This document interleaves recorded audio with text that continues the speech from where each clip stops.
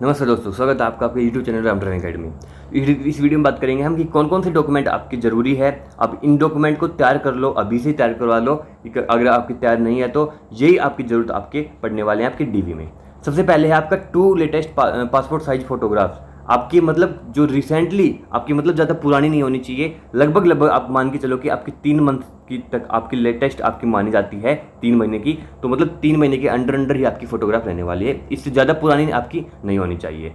दूसरा आपके पास होना चाहिए आपका एडमिट कार्ड, जो आपका आया हुआ है बाई पोस्ट से आया है, वो आपके पास आपका एडमिट कार्ड रहना चाहिए। तीसरा आपकी 10th की सर्टिफिकेट रहनी चाहिए। चौथी आपकी 12th की मार्कशीट आपके पास रहनी चाहिए। नेक्स्ट आपका आधार कार्ड आपके पास रहना चाहिए। नेक्स्ट आपका अगर आप EWS से कैंडिडेट से आपने अप्लाई किया है तो आपके पास EWS होनी चाहिए। OBC से किया है तो आपके पास OBC, SC ST से किया है तो आपके पास SC ST की लेटेस्ट सेंट्रल की आपके पास सर्टिफिकेट रहना चाहिए। स्टेट की नहीं चलेगी, सेंट्रल की चलेगी। सेंट्रल की भर्ती है तो आपकी सर्टिफिकेट भी सेंट्रल की चलेगी। इसके बाद में बात करते हैं कि आपके पास अगर आप फिजिकली हैंडीकैप्ड सर्टिफिकेट आपके हैंडीकैप्ड हो और उस बेस पे आपने अप्लाई किया है तो आपके पास वो होना चाहिए, नहीं तो आपके पास नेसेसरी नहीं है।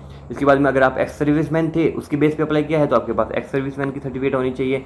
अगर आप किसी भी सरकारी पद पे हो और जब आपने फॉर्म अप्लाई किया है तो आपके पास NOC की सर्टिफिकेट होनी चाहिए और नो ऑब्जेक्शन सर्टिफिकेट, और आपके पास अदर प्रूफ होना चाहिए। अदर प्रूफ में आप ये आपके डॉक्यूमेंट चल सकते हैं। आपके पास पासपोर्ट हो, कोई भी इनमें से एक हो, राशन कार्ड हो, वोटर ID हो और ड्राइविंग लाइसेंस हो, या फिर आपका कोई अदर डॉक्यूमेंट हो।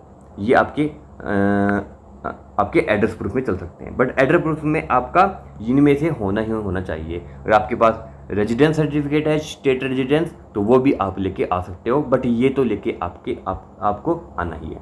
इसके बाद में क्लिप बोर्ड भी आपके पास आपको घर से लेके आना पड़ेगा। ब्लैक पेन आपके पास होना चाहिए। इन्होंने ब्लू पेन डिनोट नहीं कर रखा है तो आप ब्लैक ही पेन ही लेके जाइएगा, और अगर आपका राइटिंग मटेरियल आप लेके जा सकते हो।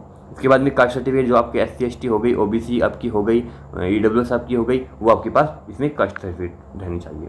इसके बाद में एक आपके पास मोस्ट इंपॉर्टेंट बात मैं बता दूं आपको, इसमें आपके ओरिजिनल डॉक्यूमेंट ही लेके जाने हैं और फोटोकॉपी भी इसके साथ होनी चाहिए। मतलब ये जो आपके पास डॉक्यूमेंट मैंने शो कर रखे हैं, आप इनकी स्क्रीनशॉट भी ले सकते हो, है नहीं। तो ये डॉक्यूमेंट तो आपके पास होने चाहिए ओरिजिनल फॉर्म में। इसके अलावा आपके पास कम से कम इसमें लिख तो 1 सेट रखा है, बट आप 2 सेट लेके जाइएगा। नहीं, आप 2 सेट कम से कम इनकी फोटोकॉपी की लेके जाइएगा और इनके साथ आप ओरिजिनल भी आपके पास होना चाहिए। फोटो आपकी लेटेस्ट होनी चाहिए। एक और मोस्ट इंपॉर्टेंट इसमें बात आती है कि आपका जो आधार कार्ड है उसमें इन्होंने नोटिफिकेशन में पहले से लिख रखा है। नोटिफिकेशन के अलावा ये जो आपके एडमिट कार्ड आए उसमें भी आपको लिख रखा है कि इसमें बायोमेट्रिक होगी आपके आधार बेस पे, तो आपका आधार बिल्कुल अपडेटेड होना चाहिए। ये इन्होंने बिल्कुल हाईलाइट करके लिख रखा है। मोस्ट इंपॉर्टेंट आपकी लाइन है। अगर आपका आधार कार्ड अपडेटेड नहीं होगा, 10 साल से पुराना होगा, तो आप आउट कर दिए जाओगे, क्योंकि इसमें बायोमेट्रिक बहुत ही नेसेसरी होने वाली है आपकी डॉक्यूमेंट वेरिफिकेशन के दौरान।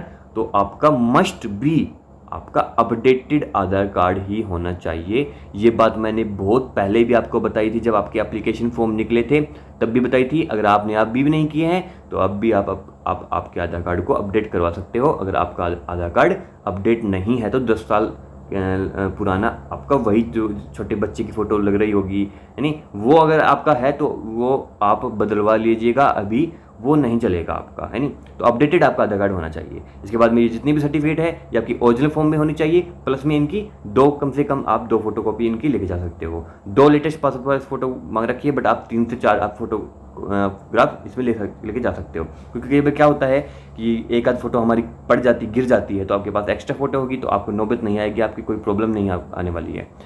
नेक्स्ट वीडियो में हम लेके आएंगे कि कैसे किन किन बातों को आपको ध्यान रखना है एग्जाम देते वक्त, यानी कैसे इनकी मार्किंग स्कीम होगी, नॉर्मलाइजेशन कैसे होगा इनका। नॉर्मलाइजेशन वैसे नहीं होगा क्योंकि एक ही शिफ्ट में इन सभी का एग्जाम है, बट आपको किन किन बातों का ध्यान रखना है, यानी क्या क्या आपको कैसे आप तैयारी कर सकते हो, क्योंकि आपके कुछ ही दिनों में बचे हैं, अभी आप मेहनत से जुड़ जाओ। तो ये छोटी सी इन्फॉर्मेशन थी डॉक्यूमेंट्स के लिए, क्योंकि डॉक्यूमेंट्स में DV आपका सबसे पहले ही होने वाला है। तो इसी चैनल पे आपको हर एक अपडेट मिलेगी, आपको DG EME की हर भर्ती की।